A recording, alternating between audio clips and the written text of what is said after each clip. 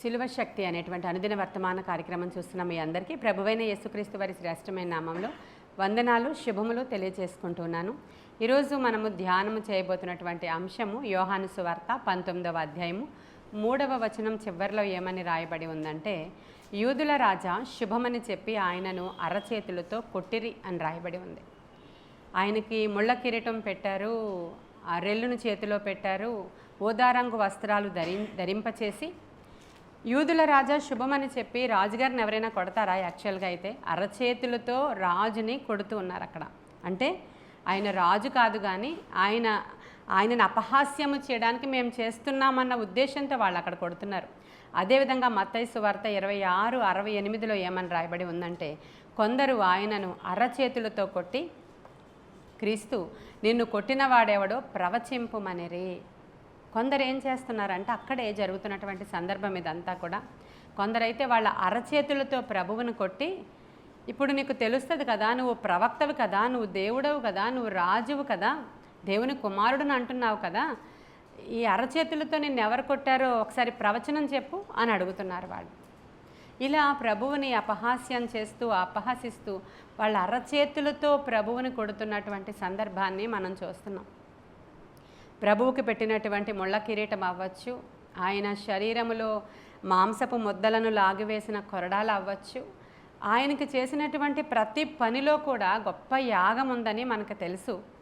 ఆ ముళ్ళ కిరీటం గురించి నిన్నటి దినాన్ని మనం ధ్యానం చేసాం. మన తలలో తలంపులు, మన తల మీద ఉన్నటువంటి దేవునికి విరోధమైనటువంటి క్రియలు, లోపల ఉన్న ఆలోచనలు అవన్నీ కూడా తీసివేయబడడానికి, లేదంటే వాటిని కొట్టివేయబడడానికి ఆయన ముళ్ళ కిరీటము మరి ధరింప చేసుకున్నారు అనేటువంటి సత్యాన్ని నిన్నటి దినాన్ని మనం మాట్లాడుకున్నాం. ఇప్పుడేంటి, వాళ్ళ అరచేతులతో మన ప్రభువుని కొడుతూ ఉన్నారు. అరచేతులతో కొట్టి ఎవరు కొట్టారో నా చెయ్యి నీకు తెలుసు కదా, ఒకసారి చెప్పు, ప్రవచించు అని ఆయనను చాలా బాధ పెడుతున్న సందర్భాన్ని అక్కడ చూస్తున్నాం. అంత మాత్రమే కాదు, కానీ సిలువలో వేసినప్పుడు ఆయన అరచేతులలో చాలా సందర్భాలలో సిలువ శిక్ష విధించినప్పుడు యాక్చువల్గా సిలువకి ఇలా చేతులు పెట్టి తాళ్లతో కడతారు. కానీ మన ప్రభువుకైతే ఏం చేశారంటే, సిలువ ఇక్కడ మేకులతో ఆయన అరచేతులను మేకులతో కొట్టి ప్రభువు యొక్క అరచేతులను గాయపరిచారు. ఇప్పుడు మనం మాట్లాడుకుంటున్న సందర్భం ఈ రోజు వాళ్ళు అరచేతులతో ప్రభువును కొట్టారు కదా, ఆయన అరచేతులలో కూడా గాయాలు అయ్యేలాగిన మేకులను దిగగొట్టారు కదా. ఏంటి, అరచేతులలో కొట్టినటువంటి దెబ్బల ద్వారా మనకి ఏమైనా స్వస్థత కలుగుతుందా? అసలు ఆయన అరచేతుల్లో ఏముంది అనేటువంటి సందర్భాన్ని మనం మాట్లాడుకుందాం. కీర్తనల గ్రంథం 22వ అధ్యాయం 16వ వచనంలో ఆయన ప్రభువును గూర్చిన ప్రవచనం ఉంటుంది. దాంట్లో వారు నా చేతులను పాదములను పొడిచి ఉన్నారు అని రాయబడి ఉంది. ప్రభువు యొక్క పాదాలను అరచేతులను వాళ్ళు ఏం చేశారంట? పొడిచారంట. అరచేతులతో కొడుతున్నారు, కొట్టి హింసిస్తున్నారు, ప్రవచనాలు చెప్పమంటున్నారు, అవమానపరుస్తున్నారు. అయితే ఆయన చేతులను కూడా సిలువలో ఆ మేకులతో దిగగొట్టేశారు, ఆ అరచేతులకు గాయాలు చేశారు అని రాయబడి ఉంది. అయితే ప్రభువు యొక్క అరచేతుల్లో ఏముంది? మన ప్రభువు యొక్క అరచేతుల్లో ఏముందో ఎవరికైనా తెలుసా? యెషయా గ్రంథము 49వ అధ్యాయము 15-16 వచనాల్లో చూస్తే ఆయన అరచేతుల్లోనట మనల్ని చెక్కుకున్నారంట. హల్లెలూయా చెప్పండి. ఆయన అరచేతుల్లో ఎవరున్నారు? మనమే ఉన్నాం. ఆయన అరచేతులలో చూడుము, నా అరచేతులలో నేను నిన్ను చెక్కి ఉన్నాను అంటున్నాడు ఆయన. హల్లెలూయా. అలాంటి అరచేతులలో ఏం చేశారు? మేకులను దిగ్గగొట్టారు. ఆయన అరచేతిలో ఏమున్నాయంట? మన పేర్లే ఉన్నాయి. ఆయన ఇలా చూస్తే ఆయన అరచేతిలో మన అందరి పేర్లోనే ఆయన ఏం చేశారంట? చెక్కుకున్నారంట. చెక్కుకున్నది ఎక్కడైనా పోతుందా? రాస్తే పోతుందేమో, పెన్నుతో రాస్తే పోతుందేమో, చాక్ పీస్తో రాస్తే చెరిగిపోతుందేమో. చెక్కేసుకున్నారు ఆయన.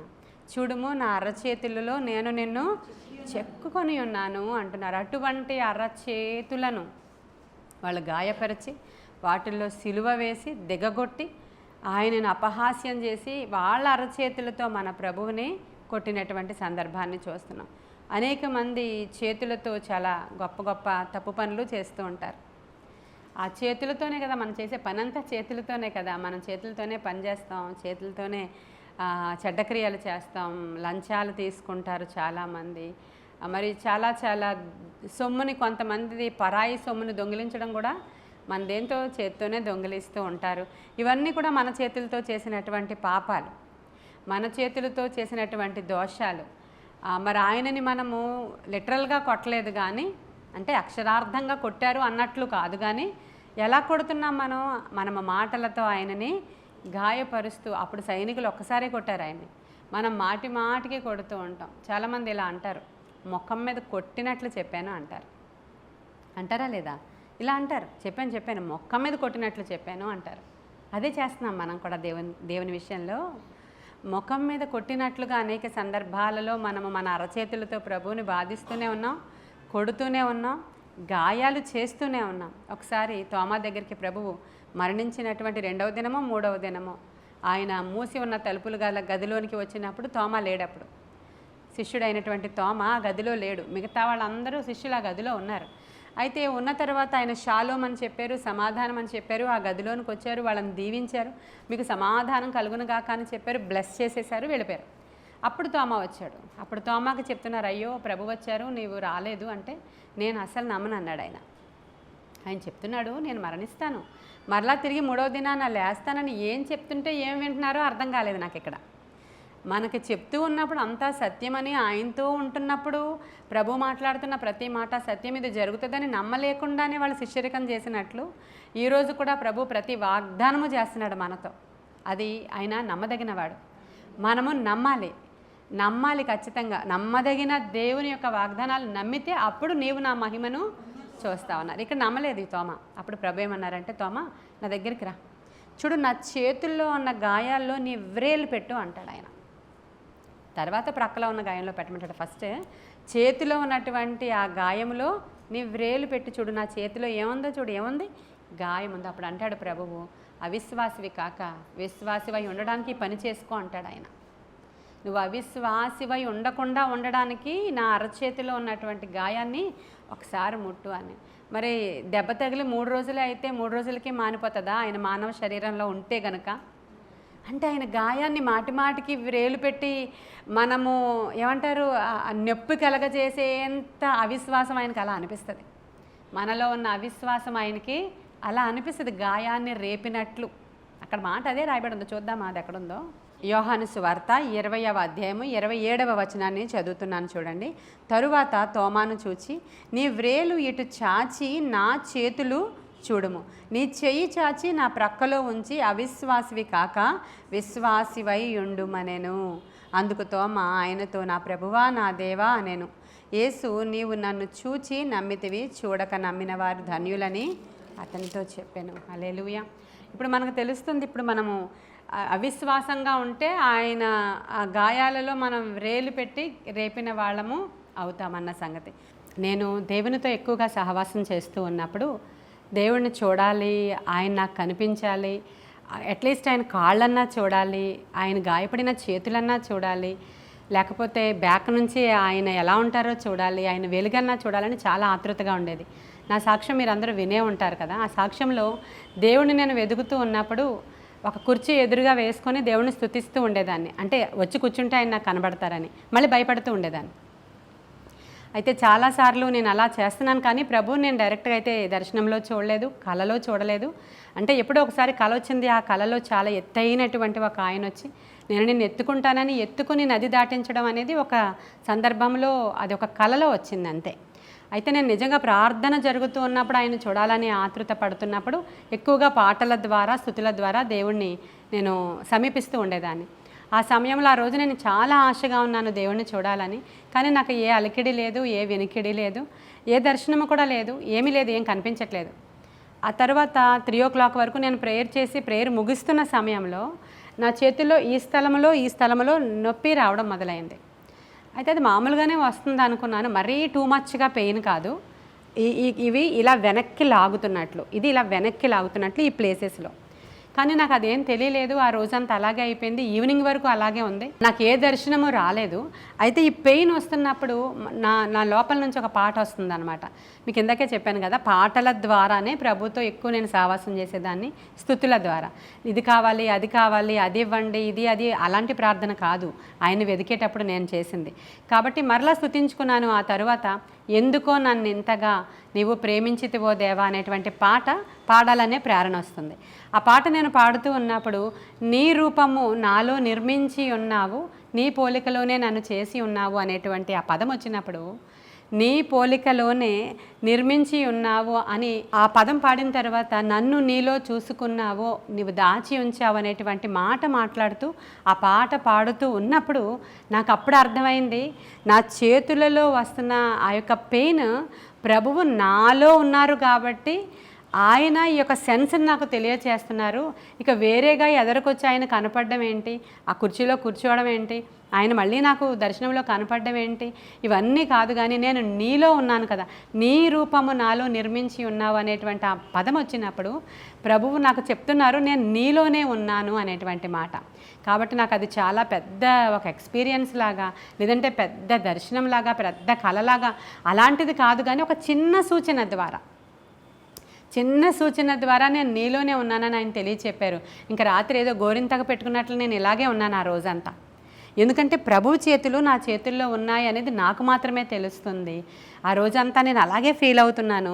ఇది ఊరికనే వచ్చిందా, లేకపోతే ఏదైనా అవ్వడం వల్ల వచ్చిందా, లేకపోతే ఏదో ఎందుకు అవుతుంది, అలా కూడా అన్ని డైమెన్షన్స్లోనే ఆలోచిస్తున్నాను నేను. కానీ ఏమీ తెలియలేదు. ఇంకా రాత్రి అయ్యేటప్పటికల్లా మరలా అదే పాట నా నోట్లో రావడం, అలా నొప్పిగా ఉండేవి. వారం రోజులు ఉంది నా చేతుల్లో అది. ఇవన్నీ జరిగి 18 ఏళ్ల క్రితం సంగతులు ఇవి. నేను ఒంటరిగా దేవుణ్ణి వెతుకుతూ ఉన్నటువంటి సందర్భాలు.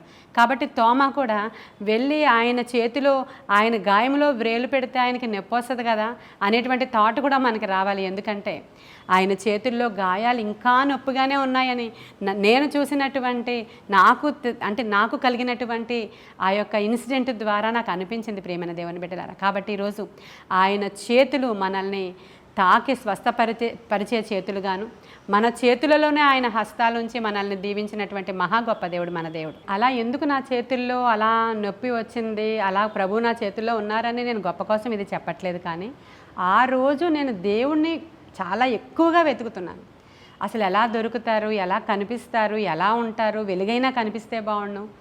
ఆ 50 రోజులు ఉపవాసాలు ఉండి ప్రభువుని వెతుకుతున్న ఆ సందర్భంలో ఇక నన్ను నువ్వు డైరెక్ట్గా చూడక్కర్లేదు, చూడాల్సిన అవసరత లేదు, నేను ఇప్పుడు మీలోనే నివాసం ఉంటున్నాను కదా అని చెప్పడానికి ప్రభువు కేవలం ఆ ఇండికేషన్ నాకు ఇచ్చారే తప్ప అదేదో గొప్ప ఎక్స్పీరియన్స్ అని, లేకపోతే అది చాలా గొప్ప విషయం అని నేను చెప్పడం లేదు. కానీ ప్రభువు నాకు ఆ రోజు నేను నీలోనే ఉన్నానని తెలియచెప్పడానికి, ఆ రోజుల్లో యూట్యూబ్ మెసేజెస్ లేవు, ఎక్కువగా ఆరాధనా ఛానల్స్ అవి కూడా లేవు. అప్పుడు ఎక్కడో ఒక ఇద్దరు మాత్రమే ప్రీచర్స్ మాట్లాడుతూ ఉండేవారు టీవీ ఛానల్స్లో, ఆరాధన లేదు అప్పటికి.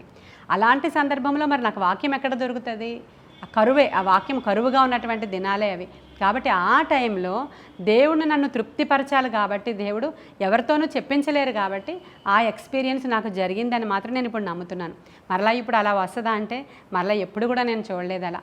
ఆ రోజు మాత్రమే ఆ సంఘటన నాకు జరిగింది. అనేక సందర్భాలలో మరి దేవుని యొక్క చేతులు చాలా గొప్పవని ఈరోజు తెలుసుకోవాలి మనం.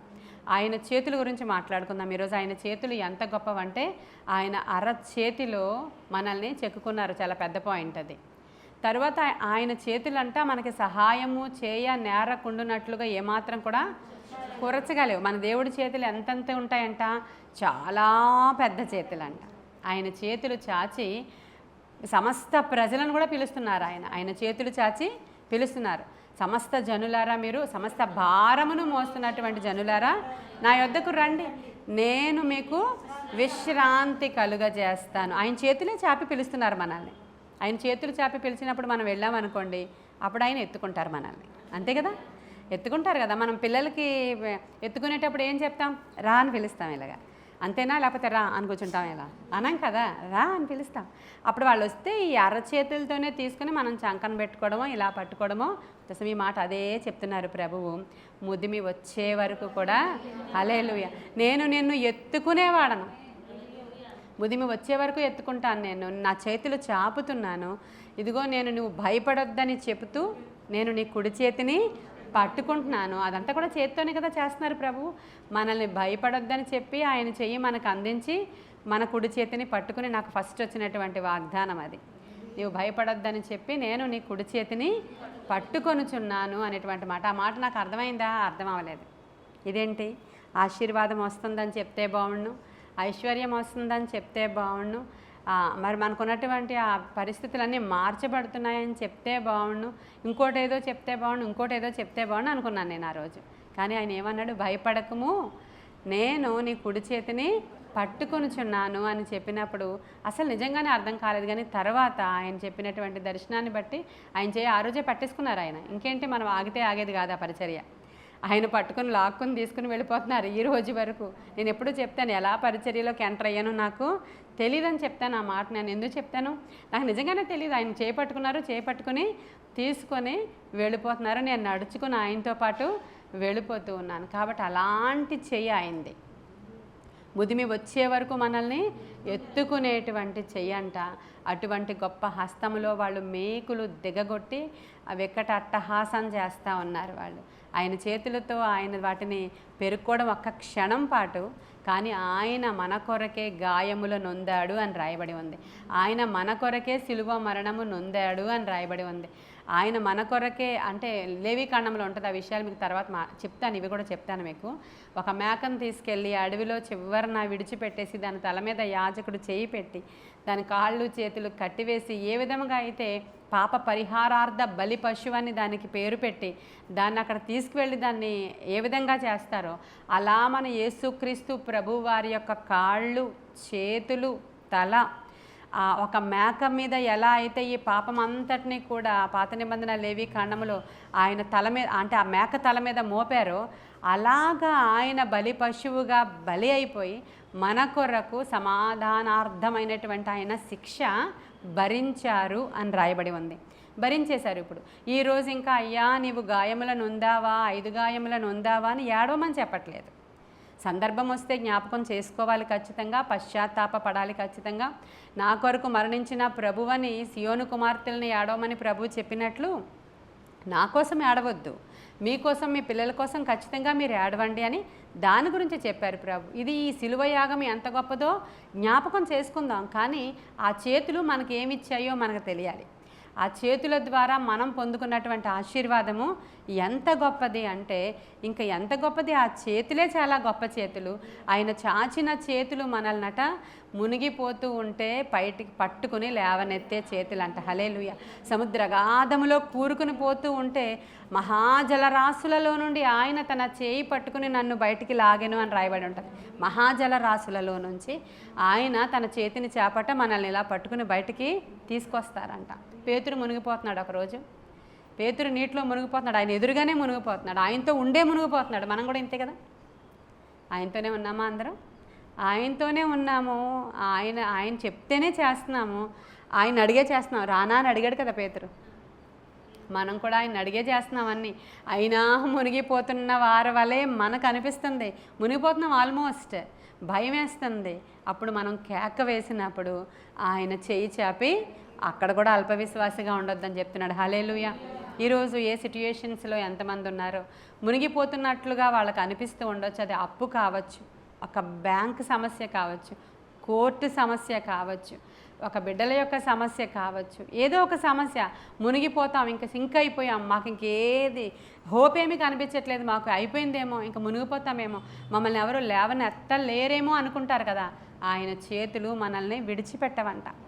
ఆయన చేతితో మనల్ని పట్టుకుని ఆయన బయటికి నేను లేవనెత్తుతాను అని చెప్పడానికి అక్కడ పేతురు ఇన్సిడెంట్ జరిగింది. అక్కడ ఆ ఇన్సిడెంట్స్ అన్నీ కూడా యుగాంతమందు మనకి జ్ఞానము, బుద్ధి, లేదంటే ముందు జరిగిన వాటి యొక్క అంటే మనం దృష్టాంతాలను విశ్వాసంతో తీసుకోవడం కోసమే ఇవన్నీ సంఘటనలు మన ముందర యేసుక్రీస్తు ప్రభువారు ఉంచారు. జరిగిన ప్రతి సంఘటనలో ఒక పెద్ద పాఠం ఉంటుంది. కాబట్టి మునిగిపోతున్న పేతుర్ని లేవనెత్తినటువంటి చేతులుగా ఈరోజు ఆయన హస్తములు మన పక్షముగా ఉన్నాయి. మనమేమో సిలువేశాం, ఆయనేమో ఆయన చేతుల నుంచి మనకి ఇలాంటి ఒక ఏమంటారు, అష్యూరెన్స్ అంటారు, అది గ్యారంటీ అంటారు అనమాట. దాని అంటే ఒక వాగ్దానం చేస్తూ ఉన్నాడు ఆయన. నేను ఖచ్చితంగా నిన్ను బయటికి లేవనెత్తుతాను, నిన్ను లాగుతాను, నేను పైకి తీసుకొస్తాను అని చెప్తున్నాడు ఆయన. భయపడడానికి ఎంత మాత్రం కూడా వీలు లేదు. నా చేతుల వైపు ఒక్కసారి చూడండి అంటాడు ఆయన. చూడండి నా అరచేతులను చూడండి, నేను నీ పేరే చెక్కుకున్నాను నా అరచేతుల్లో అంటున్నాడు ఆయన. చూడుము నా అరచేతులలో, చూడుము ఒకసారి చూడని చెప్తున్నాడు ఆయన. చూడుము నా అరచేతులలో నేను నిన్ను చెక్కుకున్నాను. మొన్న ఎవరో ఈ విషయం మాట్లాడుతూ యూట్యూబ్లో మరి ఆయన పచ్చబొట్టు వేయించుకున్నాడు కదా చేతిలో అన్నారు. పచ్చబొట్లు అదే పచ్చబొట్టు అంటే తెలుసుదా, టాటూస్ వేయించుకోవద్దు అంటున్నారేంటి పాస్టర్ గారు వాళ్ళు. ఆయన అరచేతిలో కూడా టాటూ వేయించుకున్నారంట, ఎందుకంటే మన పేర్లన్నీ ఇక్కడ చెక్కుకున్నారంట. ఆయన తొడ మీద కూడా రాసి ఉన్నదంట ఆయన యొక్క నామము అని చెప్పి ఎవరు అంటున్నారు. తెలివితేటలు ఎలా ఎక్కువైపోతే అలా ఉంటుంది. ఆయన అరచేతిలో మన పేర్లు చెక్కించుకుని అనుక్షణం మనల్ని ఇలా చూస్తూ ఉంటారంట ఆయన. కాబట్టి ఒకసారి కుష్ఠరోగి ఆయన దగ్గరికి వచ్చాడు. వచ్చినప్పుడు అడుగుతున్నాడు, ప్రభువా నన్ను శుద్ధినిగా చేస్తావా, నన్ను శుద్ధినిగా చేస్తావా అని అడుగుతున్నాడు. చూడండి, అది మత్తయి సువార్త 8:3. కుష్ఠరోగి వచ్చి అడుగుతున్నాడు. అడిగి అంటే ఆయన కొండ మీద నుంచి దిగి వచ్చినప్పుడు బహుజన సమూహములు ఆయనను వెంబడించాను. ఇదిగో కుష్ఠరోగి వచ్చి ఆయనను మ్రొక్కి, ప్రభువా నీకు ఇష్టమైతే నన్ను శుద్ధినిగా చేయగలవనెను. అప్పుడు ఆయన ఒక మాట అనొచ్చు కదా, ఒక మాట అనాలి. నాకు ఇష్టమే, ఓకే నువ్వు హీల్ అయిపోయావు, వెళ్ళిపో అనలేదు ఆయన. ఆయన ఏం చేస్తున్నారు, చేయి చాపి వాణిని ముట్టి. కుష్ఠరోగులను ఎవరైనా ముట్టుకుంటారా? ఆ రోజుల్లో అస్సలు ముట్టుకోరు. నేను ఈ రోజుల గురించి మాట్లాడట్లేదు. మరి ఈరోజు ఆ వ్యాక్సిన్లు వచ్చినాయి, మందులు వచ్చినాయి, వాళ్ళని మనం మంచిగా ఆదరించాలి, అలా చేయాలి. కానీ ఇదివరకు రోజుల్లో అదొక అపవిత్రమైన వ్యాధి, చాలా కడగా ఉండాల్సినటువంటి వ్యాధి, ఎవరు ముట్టుకోకూడనటువంటి రోగులుగా ఆ రోజుల్లో.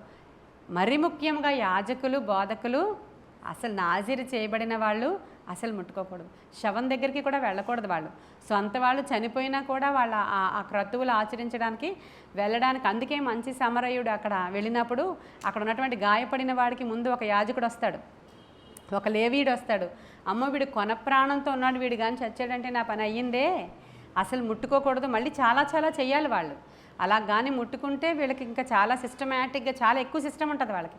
ఇంకా అవి చేస్తేనే కానీ వాళ్ళ శుద్ధులు అవ్వరు అనమాట.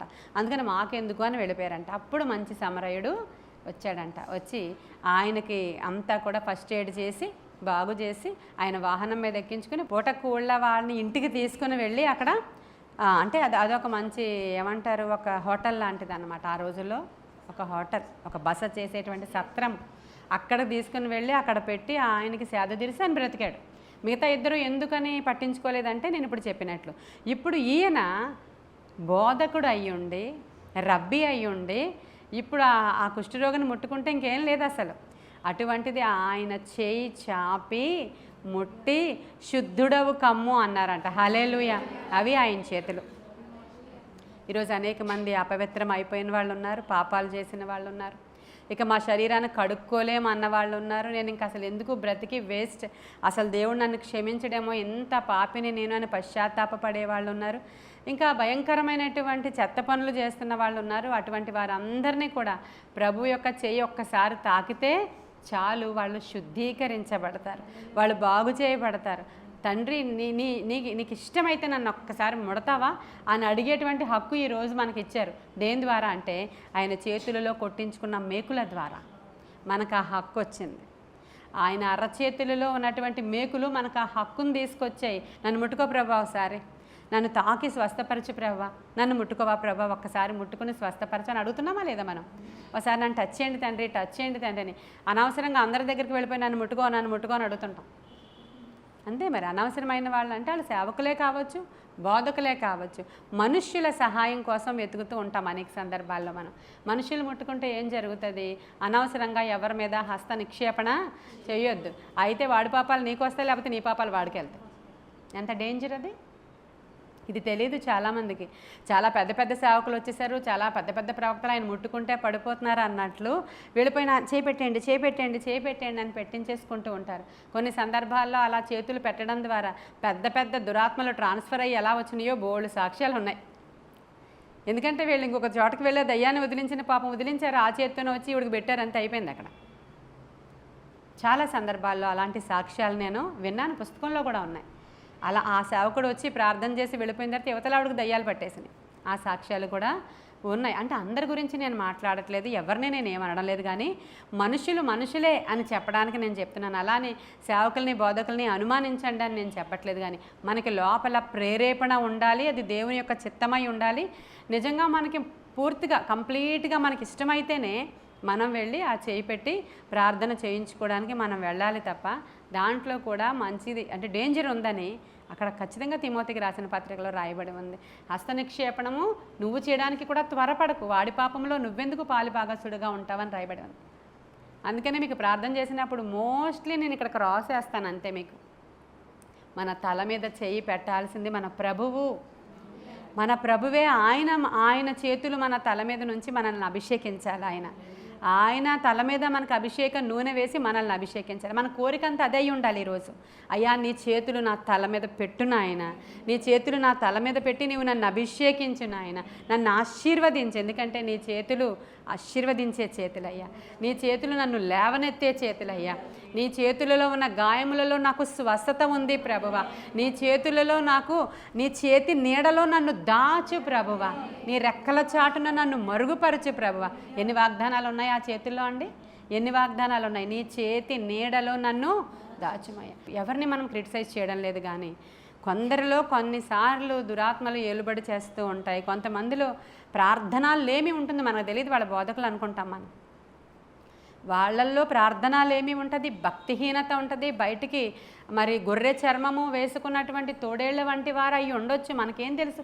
ఎవరి ప్రేయర్ లైఫ్ మనకేం తెలుసు అండి? మనం ప్రతి ఆత్మను నమ్మకూడదని బైబిల్లో రాయబడి ఉంది.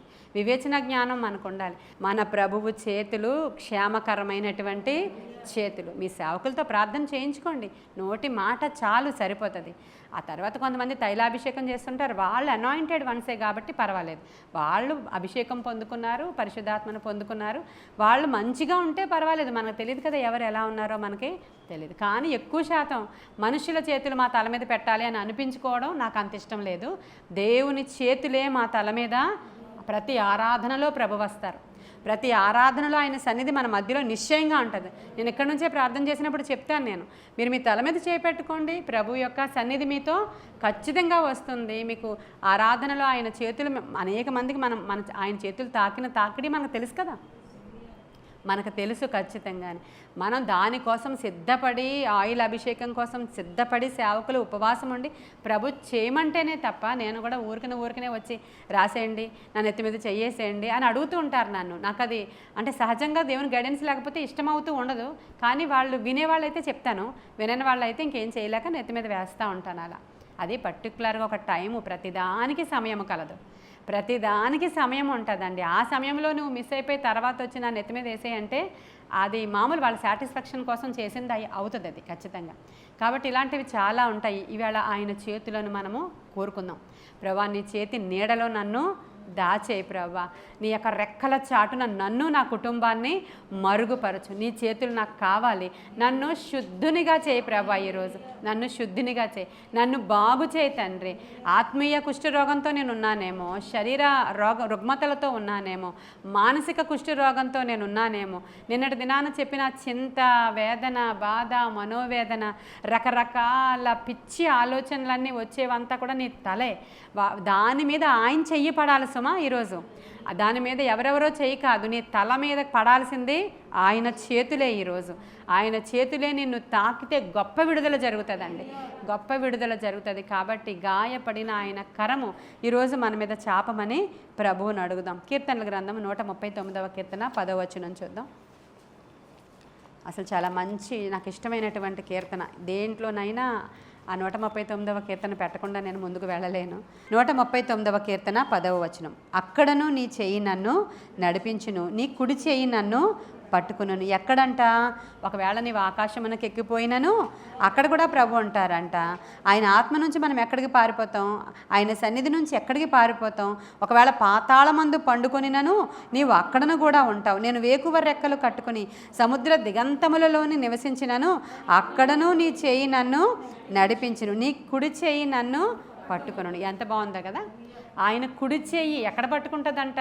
అగాధ జలములలో, జలరాశులలో, సముద్ర దిగంతములలో నువ్వు పడిపోయినా ఆ చేయి పట్టుకుని ఆయన్ని లేవనెత్తుతారంట. జయసుధ అనేటువంటి ఒక ఫిల్మ్ యాక్ట్రెస్ ఉన్నారు కదా, ఆవిడ సముద్రంలోనికి వాళ్ళు సర్ఫింగ్ చేయడానికి వెళ్ళారంట. దాని మీద ఇద్దరే నుంచుంటారనమాట, భార్యాభర్త నుంచుంటారు. ఏం అవ్వదు, వెళ్ళిపోవచ్చు దాని మీద. కానీ ఈవిడికి ఆ వాటర్ ఫోబియా ఉందంట. వాటర్ ఫోబియా అంటే వాటర్ చూసినప్పుడు వాళ్ళకి ఇంకా కళ్ళు తిరిగిపోతాయి, భయం కలుగుతుంది. మొత్తానికి వెళ్ళిపోయింది ఆవిడ. లోపలికి వెళ్ళిపోయి దాంట్లో నుంచి పడిపోయింది ఆవిడ. కానీ ఆయన చూసుకోలేదు. ఆవిడ పడిపోయినప్పుడు లోపలికి వెళ్ళిపోయినప్పుడు ఏం జరుగుతుంది? ముక్కులోకి, నోట్లోనికి, కళ్ళలోనికి నీళ్ళు వెళ్ళిపోతాయి కదా. అలా నీళ్ళు వెళ్ళిపోయి వెంటనే వాళ్ళు కొలాప్స్ అయిపోయి చనిపోతారు కదా. ఆవిడ లోపల అసలు కంట్లోనికి నీళ్ళు వెళ్ళలేదు, ముక్కులోనికి వెళ్ళలేదు. లోపల ఇప్పుడు మనం ఈ గదిలో ఎలా ఉన్నామో అలా ఉంది అక్కడ. ఆవిడ ఎక్కడ? సముద్రం లోపల. ఆవిడ ఈ పైనుంచి మాత్రం ఇంక అప్పటికే అందరికీ తెలిసిపోయింది. వాళ్ళు బోట్లలో వచ్చేసారు, వెతుకుతున్నారు. ఇంక ఈవిడ లోపలికి వెళ్ళిపోయింది, ఇంకా హోప్ అయితే ఏమీ లేదు అని అనుకుంటున్నారు. ఈ లోపల ఆయన హస్తము ఆవిడ దగ్గరికి వచ్చి అలా మంచి ముఖకాంతితో ప్రభువు ఆ నీళ్లలో ప్రత్యక్షమయ్యారంట. చూడండి ఎంత గొప్ప కృప. అంటే అందరూ నీటిలో దూకేస్తే యేసయ్య వెళతారని నేను చెప్పలేను. ఎక్కడో ఒక్కొక్కరికి ఒక్కొక్క రకమైన సాక్ష్యాలు అవి, ఒక్కొక్కరికి ఒక్కొక్క రకమైన సాక్ష్యం అది. ఆ సందర్భంలో ఆమె దగ్గరికి వెళ్ళినప్పుడు ఆయన ముఖరూపం కనబడుతుంది. ఆయన చేతులు ఆవిడ ఇలా పైకి ఎత్తాయి. అప్పుడు పైన ఉన్న వాళ్ళని ఆవిడ ఇలా ఎత్తి పట్టుకుని ఆ బోట్లో వేసుకున్నారు. చూడండి ఒకసారి, అదేమన్నా చేపపిల్ల మనిషి. ఆయన చేతులు ఇక్కడ ఇలా ఇది చదివినప్పుడు నాకు ఆవిడే గుర్తొచ్చింది. నిజమే, సముద్రంలో వెళ్ళిపోతున్నా సరే, సముద్ర దిగంతములలోనికి వెళ్ళిపోయినా, ఆకాశమునికి ఎక్కిపోయినా, పాతాళంలోనికి వెళ్ళిపోయినా ఆయన కుడి చేయి నన్ను పట్టుకుని నడిపిస్తుందట. హల్లెలూయా. పాతాళం అంటే ఏంటండి? మంటిలోకి దిగిపోయాక కూడా మంటిలోకి ఎవరో మనకు తోడురారు. ఆయన చేతులే మనకు అంతవరకు వెళ్ళే వరకు కూడా ఆయన చేతులు, అక్కడికి వెళ్ళినా సరే ఆయన చేతులే మనల్ని పట్టుకొని భద్రంగా ఉంచుతాయంట. అంతం వరకు మనల్ని నడిపించే వరకు కూడా ఆయన చేతులే మనకి ప్రొటెక్షన్. కాబట్టి ఎంతసేపు చెప్పుకోవచ్చు, మనకి చేతులు ఎంతసేపు అయినా చెప్పుకోవచ్చు. కీర్తనల గ్రంథం 18 చూడండి, అక్కడ కూడా 18, 16 ఉన్నత స్థలములలో నుండి చేయి చాపి ఆయన నన్ను పట్టుకొని మహాజలరాశులలో నుండి ఏం చేశారంట? మహాజలరాశులలో నుండి నన్ను తీసెను. ఇదిగో ఈ మాట ఆవిడకి ఖచ్చితంగా వర్తిస్తుంది. అనేక మంది అలాంటి యాక్సిడెంట్స్ అయినప్పుడు, వాటర్లో మునిగిపోయినప్పుడు, సముద్రంలో తప్పిపోయినప్పుడు, ఎక్కడికో వెళ్ళిపోయినప్పుడు దేవుని యొక్క శక్తి ఎలా వాళ్ళని ఆవరించింది. యాక్సిడెంట్స్లో కూరుకుపోయినప్పుడు, తప్పిపోయి అడవులలోనికి వెళ్ళిపోయినప్పుడు, అనేక సందర్భాల భయాలు వాళ్ళని ఆవరించినప్పుడు, ఇలాంటి ఫ్లైట్ యాక్సిడెంట్స్ అయ్యి ఎక్కడో అడవుల్లో పడిపోయినప్పుడు ఎలా ఉన్నారంట? 14 రోజులు తిండి తిప్పలు లేకుండా దేవుని యొక్క సన్నిధి వాళ్ళని ఆదరిస్తూ, ఆయన హస్తమ వాళ్ళని కాపాడుతూ, ఆవిడకి ఏమి జీసస్ అప్పటికి తెలుసా అంటే పెద్దగా ఏమీ తెలియదంట. కానీ రోజు పూజలేమి, లేదంటే ప్రార్థనలేమి, బాప్తిస్మాలేమి తీసుకున్న ఆవిడ కాదు. అయినా ఆమెను లేవనెత్తి దేవుడు నేను ఉన్నవాడను, అనువాడనని రుజువు చేసుకున్నాడు. హల్లెలూయా. అంటే ఆ సాక్ష్యం ద్వారా వాళ్ళు పరిమళిస్తే పర్వాలేదు, సాక్ష్యం అయితే వాళ్ళకు ఉంది, కానీ పరిమళించకపోతే మరలా వెనక్కే వాళ్ళందరూ కూడా వెళ్ళిపోతారు. కాబట్టి ఈరోజు మనం దేవుని యొక్క హస్తము ఎంత గొప్పదో, ఎంత బలమైనదో, ఎంత భీకరమైన కార్యాలు ఆయన హస్తము చేయగలదో, ఆ హస్తాన్ని ఒక్కసారి ఇలా జ్ఞాపకం చేసుకుని, అయ్యా నాకు సహాయము చేయ, నేరకుండునట్లుగా నీ చేతులు కొరచగా అయితే నీ అరచేతులు నా కొరకే ఆ మేకులు దిగగొట్టబడ్డాయని నేను నమ్ముతున్నాను ప్రభా. ఈరోజు ఆ రోజు ఎప్పుడైతే నీవు నా కొరకు ఆ అరచేతులలో గాయములు నొందావో ఆ రోజే నాకు విడుదల కలిగిపోయింది. అది నేను రిసీవ్ చేసుకుంటున్నాను ఈరోజు. ఎందుకంటే ప్రవచనాత్మకంగా జరిగిపోయింది అది. అక్కడ మనం ఎక్కడ చూసాం? కీర్తనల గ్రంథం 22:16లో అక్కడే చెప్పేస్తున్నాడు ఆయన ప్రభువుని గూర్చినటువంటి ఆ ప్రవచనం. అక్కడ చాలా ప్రవచనాలు ఉంటాయి 22లో. దానిలో వారు నా చేతులను పాదములను వాళ్ళు పొడిచారు అని చెప్తున్నారు. చూద్దామా 22వ కీర్తన. ఇది దావీదు కీర్తన. దీంట్లో అంతా కూడా మన ప్రభువుకి జరిగినట్లే ఉంటుంది. చూడండి పైనుంచి, నా దేవా నీవు నన్నేలా విడనాడితివి, నన్ను రక్షింపక నా ఆర్తధ్వని వినక నీవేలా దూరముగా నున్నావు. ఇవన్నీ కూడా మన ప్రభువు చెప్పినటువంటి మాటలే కదా ఇవన్నీ కూడా. ఇదంతా కూడా ఇది వాళ్ళ దర్శనాలు చూస్తూ ప్రవచనాత్మకంగా రాసినటువంటి దావీదు కీర్తన ఇది. అక్కడ 12వ వచనంలో కూడా ఉంటుంది, వృషభములు అనేకములు నన్ను చుట్టుకొని ఉన్నవి, భాషాను దేశపు బలమైన వృషభములు నన్ను ఆవరించి ఉన్నాయి. ఇవన్నీ కూడా అక్కడ ఉన్నటువంటి సోల్జర్స్ గురించి రాస్తున్నారు. 15వ వచనం చూడు, నా బలము ఎండిపోయి చిల్లపింకు వలె ఆయను, నా నాలుక నా దౌడను అంటుకొని ఉన్నది, నీవు నన్ను ప్రేతల భూమిలో పడవేసి ఉన్నావు. ఇవన్నీ కూడా కుక్కలు నన్ను చుట్టుకొని ఉన్నవి, దుర్మార్గులు గుంపుగూడి నన్ను ఆవరించి ఉన్నారు, నా చేతులను నా పాదములను పొడిచి ఉన్నారు. కాబట్టి ఇవన్నీ కూడా ఆ తర్వాత 18వలో కూడా ఉంటుంది, నా వస్త్రములు వారు పంచుకున్నారు, నా అంగీ కొరకు చీట్లు వేయిచున్నారు. ఇవన్నీ కూడా మన యేసుక్రీస్తు ప్రభు వారి కొరకైనటువంటి ప్రాఫెసీస్. కాబట్టి ఇవన్నీ కూడా జ్ఞాపకం చేసుకుందాం ఈరోజు. ప్రభా, కుష్ఠరోగిని ముట్టిన ఆ చేతులు నన్ను కూడా ముట్టి నన్ను శుద్ధినిగా చేస్తావని నేను నమ్ముచున్నాను. నా పాపముల చేత అపరాధముల చేత నేను చచ్చి ఉండగా ప్రభా నీవు నన్ను ముట్టి ఒక్కసారి స్వస్థపరచమని అడుగుతున్నానని ఎవరైనా సరే, మరి పూర్తిగా వెనక్కి వెళ్ళిపోయిన వాళ్ళు, పాపములో ఉన్నవాళ్ళు ఎవరైనా పశ్చాత్తాపపడి అడిగితే ప్రభు తప్పకుండా వారిని స్వస్థపరచడానికి ఈరోజు ఆయన సమర్థుడు అని చెప్తున్నాను నేను. కాబట్టి ఆ కుష్ఠరోగి వల్లే అలా ఉంటే అలా అడగండి. ఒకవేళ పేతురులాగా మీ యొక్క ఇరుకులతో, ఇబ్బందులతో, బాధలతో, దుఃఖముతో, అప్పులతో మీరు మునిగిపోతున్నట్లు మీకు అనిపిస్తే, ప్రభువా నీ చేయి చాపి నన్ను బయటికి లేవనెత్తండి అని అడగండి.